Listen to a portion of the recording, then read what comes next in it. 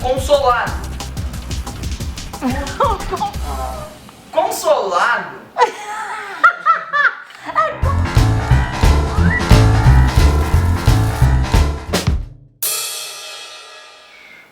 Olá, nós somos os Irmãos Gêmeos! E no vídeo de hoje continuaremos explicando sobre Roma, nossa série de civilizações antigas. Mas dessa vez falando sobre a parte em que Roma deixou ou de ter um rei e virou uma república. Nós iremos começar falando para vocês sobre como começou essa mudança. Bem, ela começou quando o rei Tarquínio, o Soberbo, foi tirado do poder por um golpe patrício. O patrício sabia karatê, então aí derrubou ele do trono. Mais ou menos assim. Só que na verdade, os patrícios, que eram uma classe social, fizeram pressão sobre Tarquínio para que ele saísse do poder. Então eles começaram uma república. Nós iríamos explicar para vocês a diferença entre a República Romana e a democracia ateniense de outras polis gregas. Nós vamos deixar bem claro as diferenças. A primeira e a mais importante é que, enquanto as polis gregas tinham uma democracia que era isonômica, ou seja, os cidadãos daquela polis eram julgados de uma forma igual perante a lei, tinham o mesmo direito político que naqueles lugares. As repúblicas romanas era diferente, por causa que eles tinham direitos censitários, ou seja, quem tem mais dinheiro teria mais influência política. E naquele tempo, quem tinha mais dinheiro era quem tinha mais terra. Então era só sair um lá fora com uma pá e um gigante para poder pegar o quanto terra puder. Só que não. Quem tinha mais terra era quem possuía o maior terreno. E nesse caso eram os patrícios. E as patrícias? Gabriel, você tem que se lembrar. Patrícios é só o nome da classe social. Confundi. E agora nós iremos explicar para vocês as características dessa república.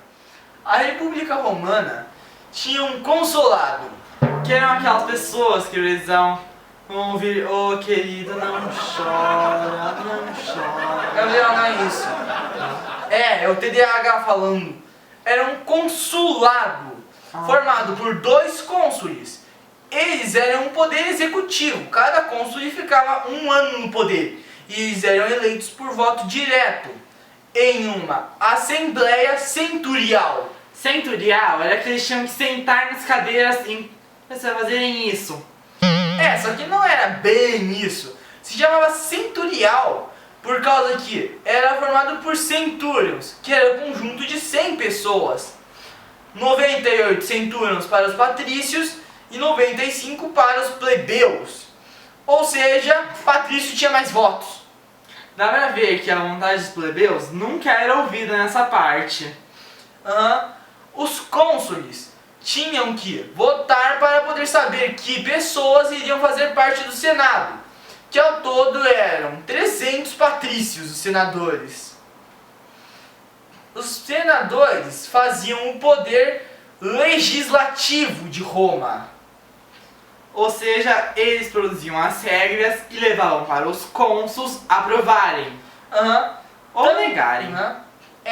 Também os senadores tinham direito de, em caso de revolta ou guerra civil, instalar uma ditadura que seria comandada por um general, e ela poderia existir de 6 meses a 1 ano dentro de Roma, até que os problemas fossem exterminados.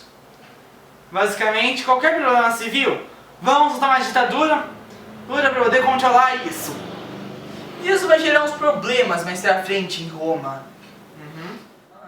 A pirâmide social também mudou da monarquia para a república. Antes era esta e agora é esta.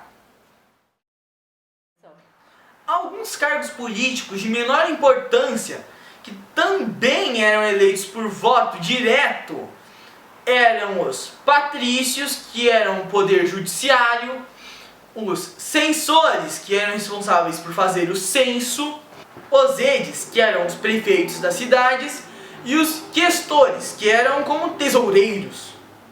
A principal mudança nessa pirâmide social foi a sua base, que antes era formada por escravos. Ela ainda é formada, só que agora os escravos estão em bem maior número. Se lembra que antes eles eram pequenos? Pois é, agora o número de escravos aumentou.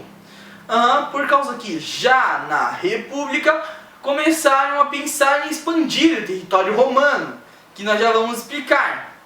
Mas antes, lá em Roma, tinha um cargo que é bem comum, os papas famílias, que basicamente eram os pais das famílias. Eles podiam ter o direito de tudo dentro da sua casa. Eles podiam ter mesmo ter o direito de comprar e vender escravos, e até mesmo eles fazer escravos, seus filhos, e os seus filhos escravos. Por causa que lá, devido a esse sentimento patriarcal que eles tinham, eles poderiam escolher quem era e quem não era seu filho. Mas só que como não era um filho dele mesmo, aquilo ali era dito como um filho testado. Eles não testavam ele nada, ele apenas estava no testamento. Mas é óbvio que com toda essa política de Roma, já dava para ver que os plebeus estavam descontentes. E devido à pressão do povo, os consolados.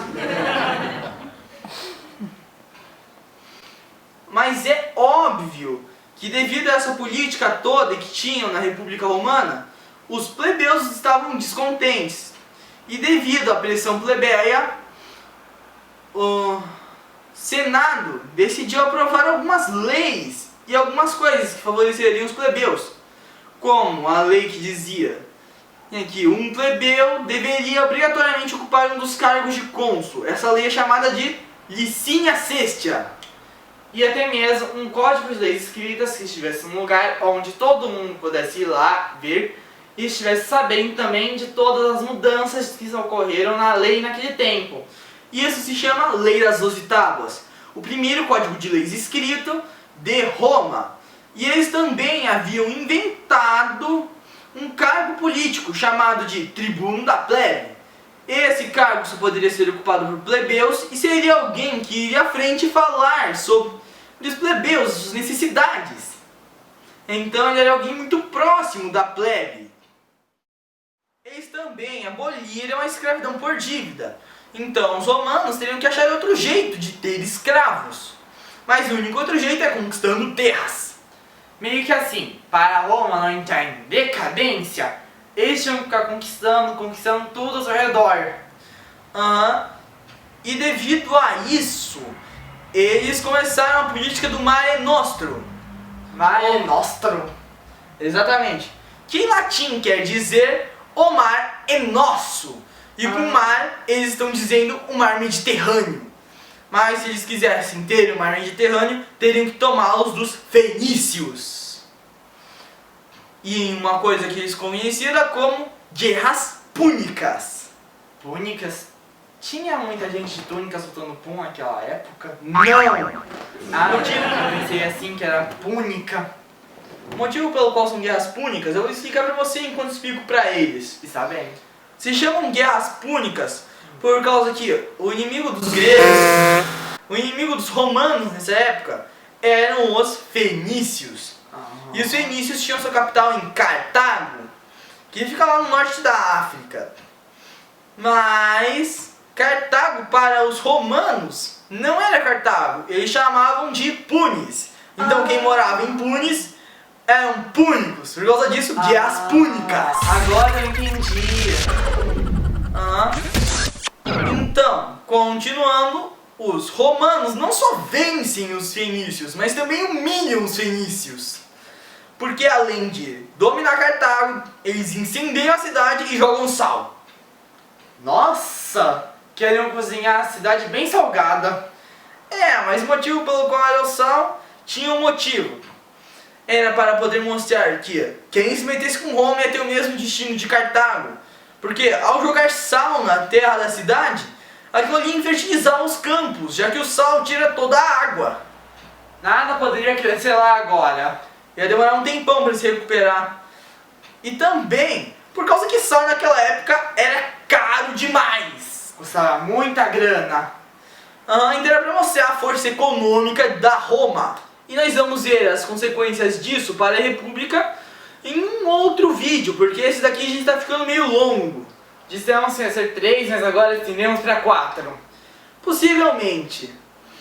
Enfim, se vocês gostaram do vídeo, não se esqueçam de apertar o botãozinho do gostei. Também não se esqueçam de compartilhar para todos os que vocês conhecem, para elas poderem saber como dizer seu tamanho a segunda parte da República Romana. E não se esqueçam de se inscrever e apertar o botão com o sininho. Isso é importante, porque a partir do momento que você faz isso, você vai receber notificações dizendo o que a gente está fazendo aqui no YouTube. Bom, é isso. Até o futuro! Tchau!